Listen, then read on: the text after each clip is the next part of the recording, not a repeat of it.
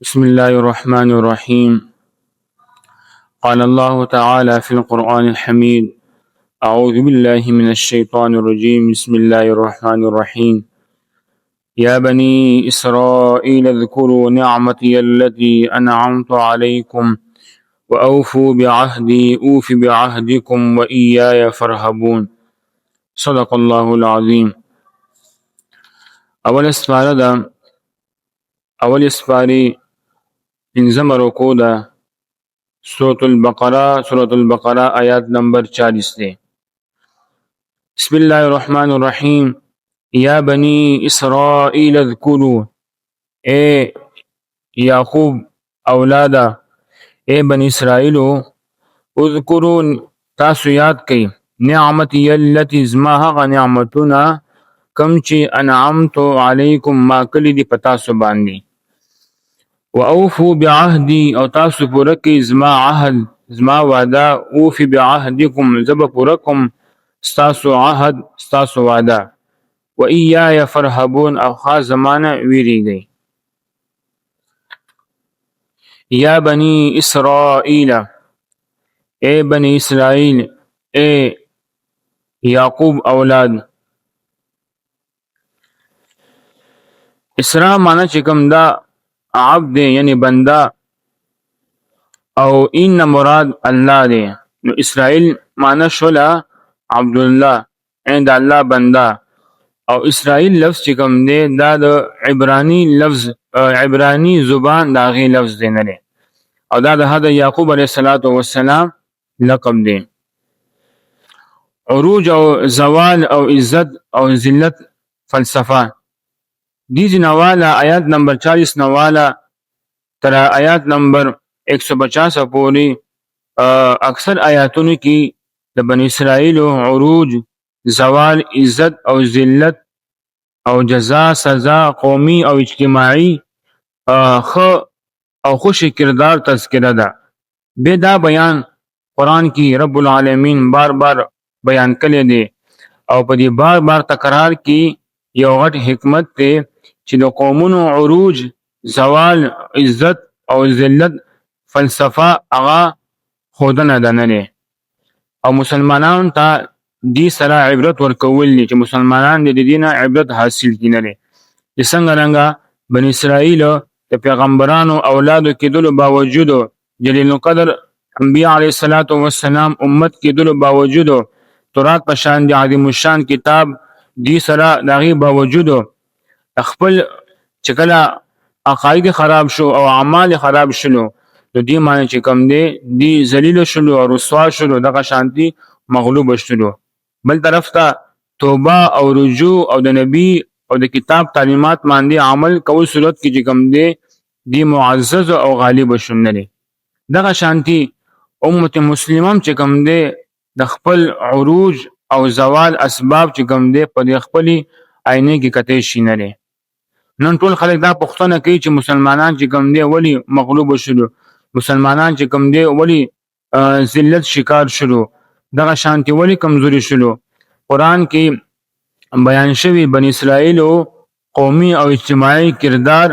او موجوده دور کې د مسلمانانو قومي او اجتماعي کردار د مخامخ کی دي او د دې دوه موازنه دی وکینه. نو انسان د بخپل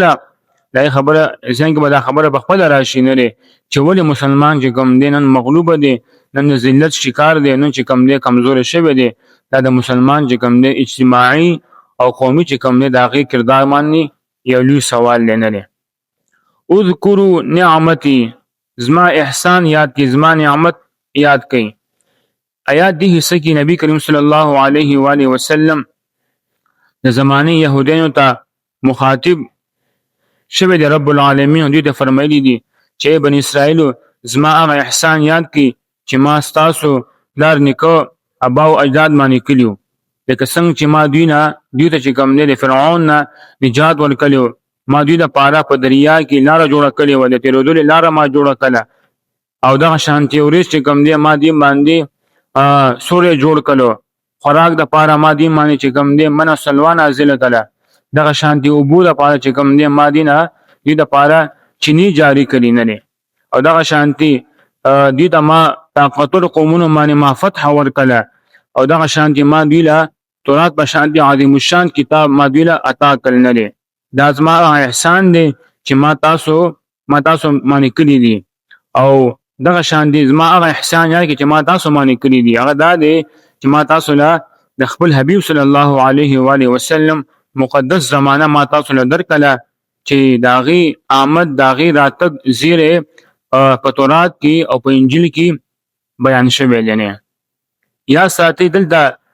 یاد کول نه مراد صرف جبه څه تذکره نه ده چې انسان جبه څه کم دی د الله نعمت یاد کی بلکې دینه مراد دا دی چې هغه رب العالمین اطاعت وکي او داغي بندگی دی وکي او دې سره چې کم دی د الله نعمتونو شکر دی ادا کی نه ځکه د الله رب العالمین یو نعمت شکر نه ادا کول دا د دې ارهولو داغي برابر دی نه او اوفو بعهدی او زما عهد پوره کړئ زما وعده پوره کړئ یعنی ای بنی اسرائیلو تاسو زما د حبیب صلی الله علیه و آله وسلم باندې ایمان راوړئ او خپل عهد وعده پوره کړئ چې تاسو ما سکړی دا او زبر د دې بدله کې چې کوم نه ثواب په تور باندې تاسو نه جنت کم در کم او تاسو جنت کې داخل کم نه او چې ما کوم تاسو را وعده کړی دا نه نو زما تاسو له چې کوم نه د خپل وعده پوره کم نه او دا شان دي زما وعده پوره کول کې ما نه علاوه چې کوم نه بل چانه مې ریږي نه دی آیات کې چې کوم عهد د کومي وعده ذکر دی دی بهره کې یو قول دا دی چې دینه مراد هغه عهد دی وعده ده چې په سورې مائده کې رب العالمین دا ذکر کړی دی آیات نمبر 12 کې ولقد أخذ الله ميثاق بني إسرائيل وبعثنا منهم 12 نقيبا وقال الله إني معكم لئن أقمتم الصلاة وآتيتم الزكاة وآمنتم برسلي وعزرتموهم وأقرضتم الله قرضا حسنا لأكفرن عنكم سيئاتكم ولأدخلنكم جنات تجري من تحتها الأنهار فمن كفر بعد ذلك منكم فقد ضل سواء السبيل یو قول مطابق دا دی چې دا عهد دی دا وعده مراد ده او دویم قول دا دی چې دی عهد نه دی وعده نه مراد هغه ده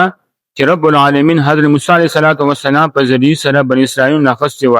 چې زبا آخري زمانه کې د حضرت اسماعیل علیه السلام اولاد نه یو نبی لګلو والے ما چې چا د دې پروي وکړه او د دې نور تصدیق وکړه چې راوړي زبا د دې ګناونه معاف کوم او زبا دا چې کوم دی جنت کې داخل کوم او زبا دوی لا دغنا ثواب ورکوم نه یو زبې ترجمه دا وکړي